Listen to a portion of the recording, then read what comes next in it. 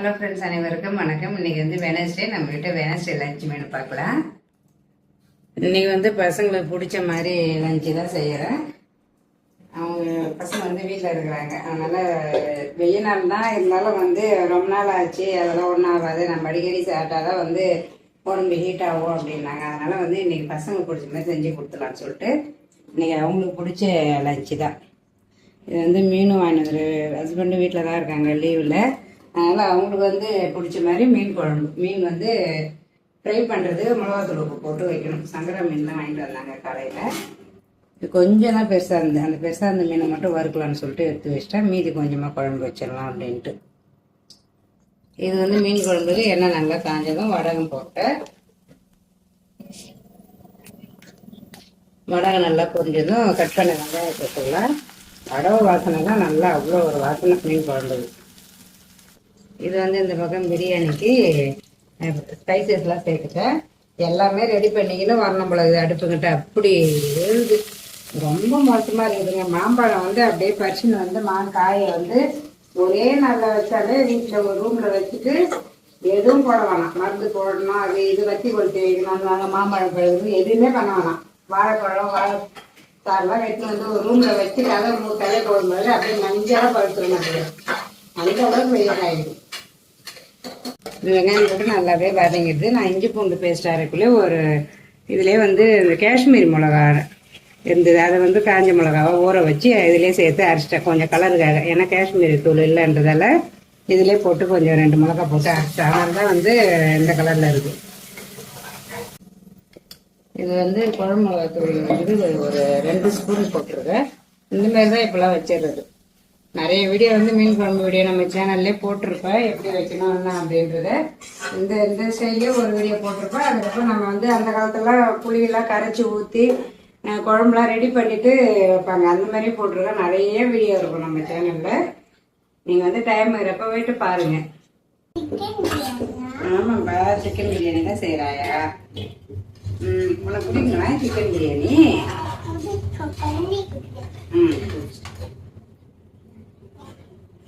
இன்னைக்கு சிக்கன் பிரியாணி யார் செய்ய போறாங்க?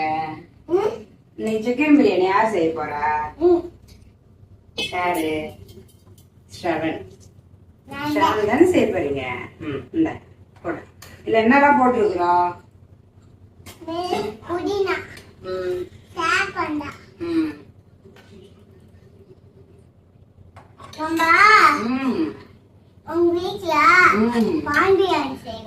பிரான் பிரியாணி செஞ்சீங்களா ஆயா வீட்டுல? சரி. உனக்கு என்ன பிரியாணி எல்லாம் பிடிக்கும்? அப்புறம் பிரான் பிரியாணி பிடிக்குமா? அப்புறம் ஃபிஷ் பிடிக்குமா? என்ன ஃபிஷ் பிடிக்கும்? சங்கரா ஃபிஷ் பிடிக்குமா? சரி. அப்புறம் அது சங்கரா தான். யாரா பிடிக்குமா? அதான் பிரான் சொல்லியாச்சு, பிரான் பிடிக்குன்னு சொல்லியாச்சு. அப்புறம் மட்டன் பிரியாணி பிடிக்குமா? பிடிக்குமா? அது எக்கு முட்டை.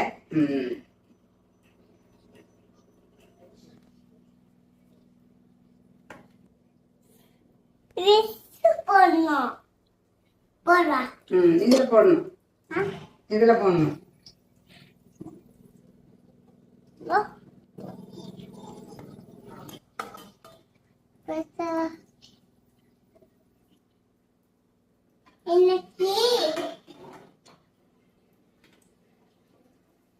இன்னைக்கு ஃபிஷ் ஃப்ரை.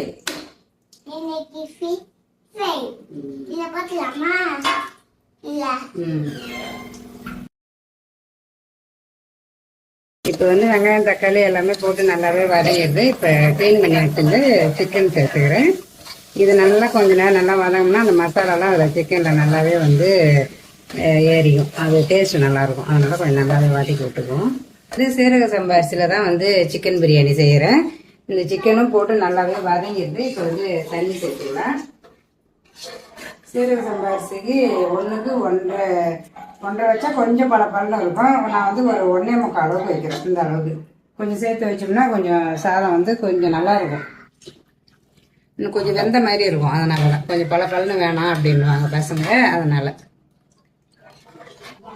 நான் வந்து சிக்கன் வதங்குள்ளே வந்து கொஞ்சமாக உப்பு சேர்த்து தான் வதக்கினேன். இப்போ தண்ணி சேர்த்ததுக்கப்புறம் அரிசி போடுவோம் இல்லையா, அதனால் அதுவும் சேர்த்து கொஞ்சமாக இப்போ கல் உப்பு சேர்த்துக்கிறேன்.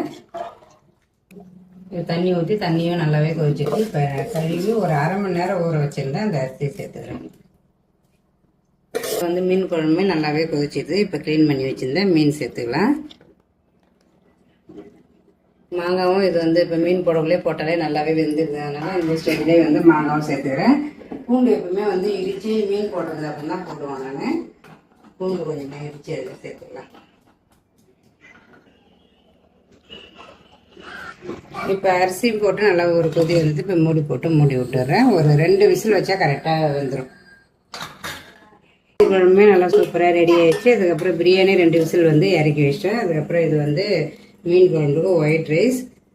இது வந்து வறுக்கிற மீன் மிளகாத்தூள் போட்டு நல்லாவே ஒரு அரை மணி நேரத்துக்கு மேலே ஆயிருக்கு. நல்லாவே ஊறிட்டு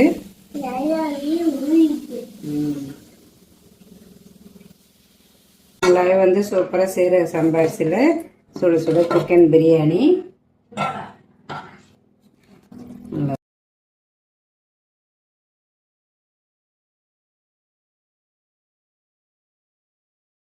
சூப்பராக வந்து நம்ம வீட்டில் லஞ்ச் மெனு எல்லாமே ரெடி ஆயிடுச்சு. வாங்க என்னென்ன ரெடி ஆயிருக்குதுன்னு பார்க்கலாம்.